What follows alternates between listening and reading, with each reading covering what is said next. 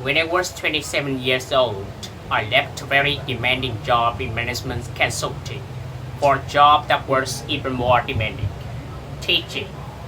I went to teach 7th graders math in a New York City public school.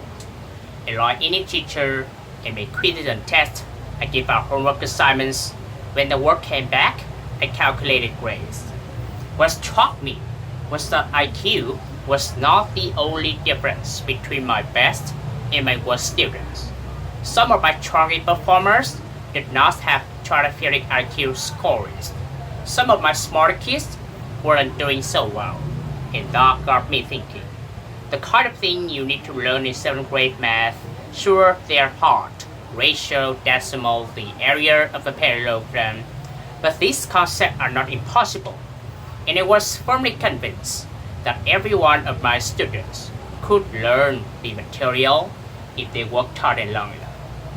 After several more years of teaching, I came to the conclusion that what we need in education is a much better understanding of student and learning from a motivational perspective, from a psychological perspective.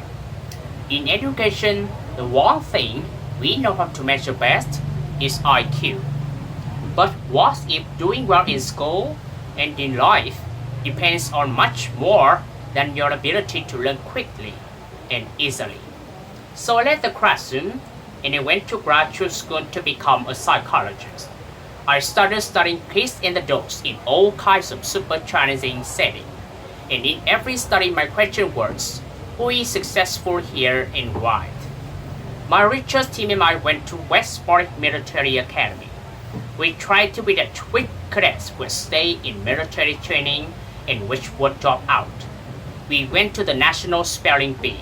We tried to be the quick children who would advance for this in competition.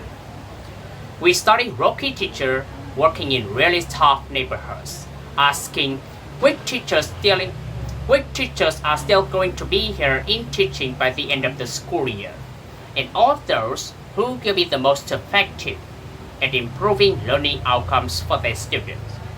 We partnered with private companies asking which of these young people is going to keep their job and who's going to earn the most money. In all those very different contests, one characteristic emerged as a significant predictor of success. And it wasn't social intelligence, wasn't good looks, physical health, and it wasn't IQ, it was grace. Grace is passion and perseverance for very long-term goals. Grace is having stamina. Grace is sticking with your future, day in, day out, not just for the week, not just for the month, but for years, and working really hard to make that future a reality. Grace is living life like it's a marathon, not a sprint. A few years ago, I started studying grace in the Chicago public school. I asked thousands of high school juniors to take grace questionnaires, and then waited around more than a year to see who would graduate. Turned out that gradier kids were significantly more likely to graduate.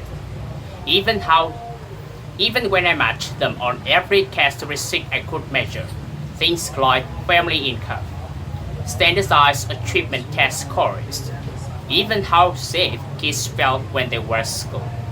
So it's not just a West Point of the National Spelling Bee that grade matters, it's also in school, especially for kids at risk for dropping out.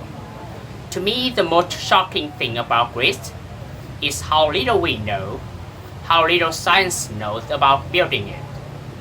Every day, parents and teachers ask me, how do I build grades in kids?